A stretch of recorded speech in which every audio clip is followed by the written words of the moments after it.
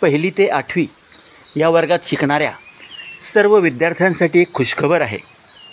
शाळेच्या पहिल्या दिवशीच म्हणजे 16 जूनला त्यांना शासनाकडून मिळणारी मोफत पुस्तकांचे वाटप केले जाणार आहे. जामनेर तालुक्यात मराठी माध्यमासाठी 2,47,000 पुस्तके व उर्दू माध्यमासाठी 33,000 पुस्तके जामनेरच्या शिक्षण विभागाला प्राप्त झाली आहेत. 16 जूनला या पुस्तकांचे सर्वच शाळांमध्ये, जिल्हा परिषदेची शाळा असो किंवा खाजगी अनुदानित शाळा असो, त्यांना या पुस्तकांचे वाटप केले जाणार आहे. विद्यार्थ्यांसाठी ही गोड बातमी आम्ही कांग परिसरच्या माध्यमातून घेऊन आलो आहोत.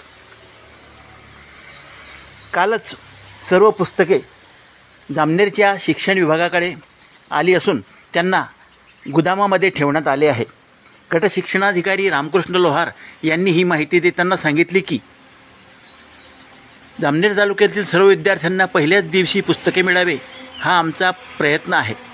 यासाठी शिक्षण विभाग कटिबद्ध असून शिक्षकांच्या माध्यमातून पहिल्या दिवसापासूनच पुस्तकांचे वाटप केले जाणार आहे. दरवर्षी मिळणारी पुस्तके विद्यार्थ्यांना आनंद देतात, शैक्षणिक आनंद देतात.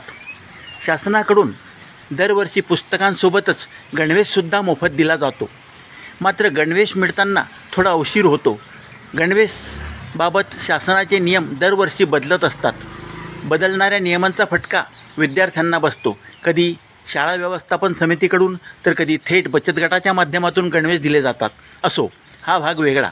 मात्र यंदा पहिल्या दिवशी पुस्तकं मिळणार असल्याने सर्व विद्यार्थ्यांच्या चेहऱ्यावर हास्य पहिल्या दिवशीच दिसून येईल.